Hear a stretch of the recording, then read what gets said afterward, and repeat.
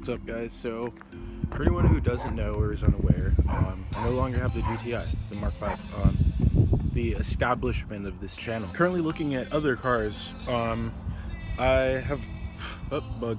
I'm actually out on a bike ride, but I figured I'd make this video just to kind of see what how everyone feels about the options that I'm considering in cars that I'd like to get. Now that I'm strictly looking for something specific, I'll go ahead and get into what I'm looking to get soon, hopefully. So first on the list is BMW 335i E92. Anyone who doesn't know, an E92 is a BMW 3 Series coupe. It's a 3 Series coupe. 335i specifically, like the first gen one. It's an N54, which is an inline 6 3-liter twin turbo. Love turbos. It's pretty much, you know, everything I'm into. I also love BMWs, which I really want to get a 335i because, you know, inline 6 twin turbo and rear wheel drive.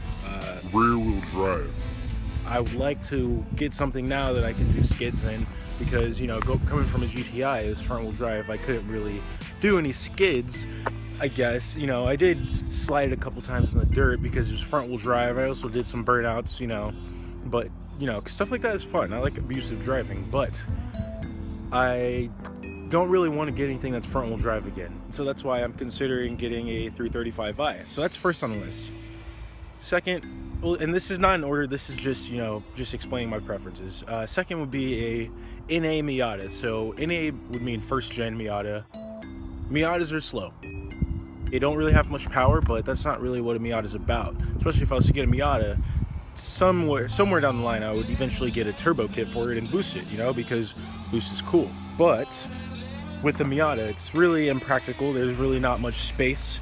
Like I said, it's slow. That just keeps coming up. I want something that I could take to the track, totally thrash on, and be able to still have it work. I am pretty set on getting a first gen Miata. You know, even though I'm considering other options, that's kind of like the main thing that I want to do. That's my main goal, my main priority, because I want a track specific car that I can also drive during the week. Said I'd be interested in boosting it because you know, turbos are cool. I want to get into boosting something myself. Like, you know, I had the GTI and, you know, I did an intercooler, downpipe, all that shit, and an intake.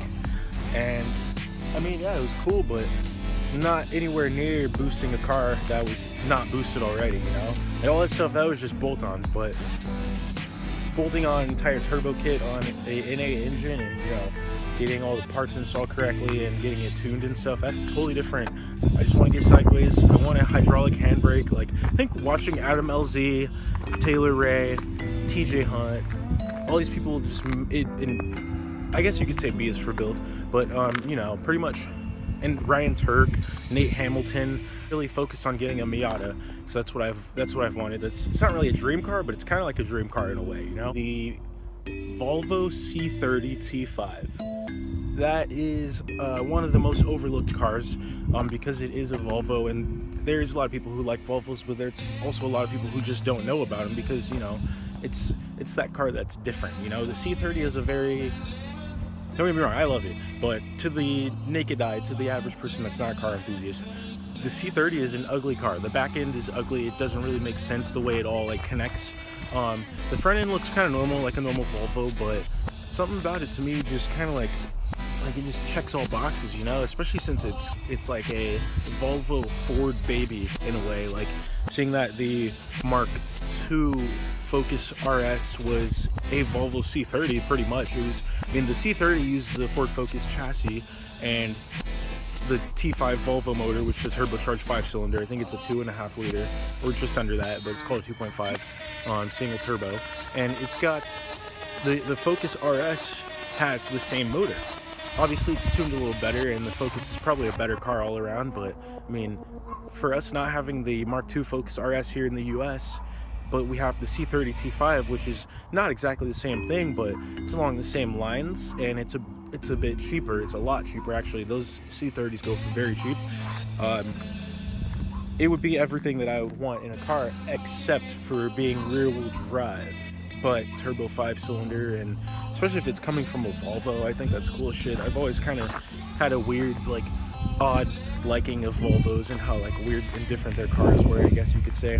The only thing about the Volvo is when you get in it and you touch the steering wheel's a piece of shit. If I was to get a C30, one of the first things I would do would be to change out the steering wheel for an aftermarket one that's way nicer, like a Momo one or like maybe a Nardi one, just for that classic feel. Pretty much the options that I said that were front wheel drive are the least of my wanting, and the two that are rear wheel drive, such as the Miata and the E92, are pretty much at the top of the list. E92 with twin turbos and inline six with rear wheel drive versus a front wheel drive 2.0 turbo 4-cylinder GTI. I mean, granted, they're both going to have issues because they're German and they, you know, they're turbocharged engines, they're pretty high strung, but like, and probably the least like difficult one out of all those to work on would be the Miata. So that's why I'm kind of pointing in that direction more than any of the other cars that I mentioned. So thanks for watching. Let me know what you think I should get in the comments below, because I do want to drift, but I also don't really mind front wheel drive that much if it's turbo. But my main goal is to get something rear wheel drive that I can like slide in and like take to the track. So yeah, like I said, let me know in the comments, and yeah, I'm interested to see what you guys think I should get next.